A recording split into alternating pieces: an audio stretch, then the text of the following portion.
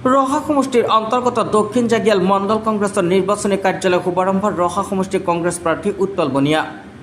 আজি ৰহা বিধানসভা সমষ্টিৰ অন্তৰ্গত দক্ষিণ জাগিয়াল মণ্ডল কংগ্ৰেছৰ মুখ্য নিৰ্বাচনী দক্ষিণ পাট চাৰিআলি অৱস্থিত প্ৰচাৰ কাৰ্যালয়ত আয়োজিত এক বিশাল নিৰ্বাচনী প্ৰচাৰ সভাত অংশগ্ৰহণ কৰে ৰহা সমষ্টিৰ কংগ্ৰেছৰ প্ৰাৰ্থী উৎপল বনিয়াই।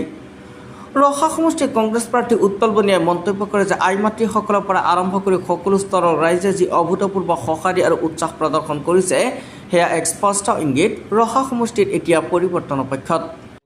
ৰাইজৰ এই অগাধ মৰম আস্থা আৰু আশীৰ্বাদে আমাৰ শক্তি আৰু প্ৰেৰণা। আজিৰ অনুষ্ঠানত উপস্থিত থাকে ৰহা সমষ্টিৰ কংগ্ৰেছ অবজাৰ্ভাৰ মৃণাল কুমাৰ হাজৰিকা, কংগ্ৰেছ নেত্ৰী হিমাক্ষী ৰাজা, ৰহা ব্লক কংগ্ৰেছ কমিটিৰ সভাপতি হেমন্ত দাস, যুৱ কংগ্ৰেছৰ ইন্দ্ৰ দাস আৰু কংগ্ৰেছ কৰ্মীসকল উপস্থিত থাকে। নিৰ্বাচনী কাৰ্যালয় আছে, মহিলাত নিৰ্বাচনী কাৰ্যালয় আছে, আমি মুকলি কৰিম। আৰু আমি ইতিমধ্যে ৰহা সমষ্টিৰ চাৰিওফালে আমি আৰম্ভ কৰিছো নিৰ্বাচনী যোৱাৰ কাৰণে। আৰু ইতিমধ্যে এটা জ্বৰ উঠিছে, সকলোৱে গম পাইছে যে ৰহা সমষ্টিত এটা জ্বৰ উঠিছে আৰু এই জ্বৰে কাক কিমান আক্ৰান্ত কৰে ঠিক নাই। আমি আশা কৰিছো আপোনালোকে সকলোৱে সহযোগিতা কৰিব, ইয়াৰ ৰাইজে সহযোগিতা কৰিব। ইতিমধ্যে আমি যলৈকে গৈছো সকলোতে ৰাইজৰ ভোট গৈছে। আমি বিভিন্ন ধৰণৰ বুথৰ পৰ্যায়ত গৈছো, চুবুৰীয়ে আমি গৈছো, আৰু সকলোতকৈ ডাঙৰ কথা আঁচনি পোৱা মানুহসকলো আমাৰ তালৈ আহিছে, সেইটোৱে ভাল লাগিছে। পঞ্চায়তৰ যি নিৰ্বাচনী কাৰ্যালয়টো শুভাৰম্ভ কৰিছে, কি ক'ব? আচলতে এইটো এটা মই বুথৰ নিৰ্বাচনী কাৰ্যালয় মুকলি কৰিলো।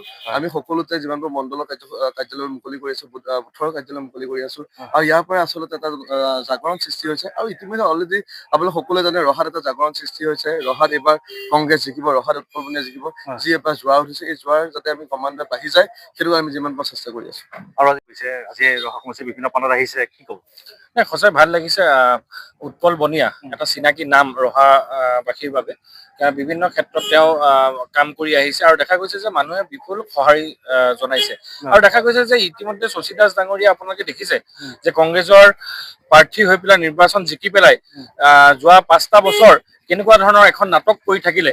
আৰু আমি দেখা গৈছে যে ৰাইজৰ মাজত যাম আৰু বিভিন্ন তৃণমূল পৰ্যায়ৰ আমাৰ কৰ্মীৰ লগত মিলিম, গৈ পেলাই কথা পাতিম। আৰু দেখা গৈছে যে তেওঁলোকৰ আমি উৎসাহ জনাম যে যাওক, আমি আগবাঢ়ি যাওঁ, গৈ পেলাই আমাৰ প্ৰাৰ্থীজনক আমি জিকাওঁ। কিয়নো তেওঁলোকৰ হাতত এটাই অস্ত্ৰ আছে যে অৰুণোদয় কাটি দিম, তেনেকুৱা ধৰণৰ অস্ত্ৰ যদি আমি চৰকাৰে উল্টাই দিওঁ, অৰুণোদয় দিয়াৰ ক্ষমতা তেওঁলোকৰ হাতত নাথাকিবই। সেইকাৰণে আমি বিধায়ক জিকাব লাগে আৰু চৰকাৰখন আমি উল্টাব লাগে। আৰু এবাৰ ইয়াত এবাৰ টিকেট দিছে। UDF-টো তেওঁলোকৰ বি টিম বুলিয়ে ক'ব পাৰি। আমাৰ যিগৰাকীয়ে টিকেট নাপালে তেওঁ গৈ পেলাই UDF-ৰ হৈ পেলাই টিকেট লৈছে। মই ভাবো যে UDF-টো এনেকুৱা ধৰণৰ মানুহেও বুজিছে। আজি দেখা গৈছে যে ইয়াতো সংখ্যালঘু অঞ্চলত মানুহখিনি ওলাই আহিছে, উৎপল বনিয়াৰ হৈ ওলাই আহিছে আৰু যুৱ শক্তিক প্ৰাধান্য দিব। মই ভাবো উৎপল বনিয়া ইয়াত জিকিব আৰু গৌৰৱ গগৈৰ নেতৃত্বত অসমত আমাৰ চৰকাৰ হ'ব। ধন্যবাদ। নগৰৰ পৰা প্ৰাঞ্জল নাথৰ ৰিপৰ্ট।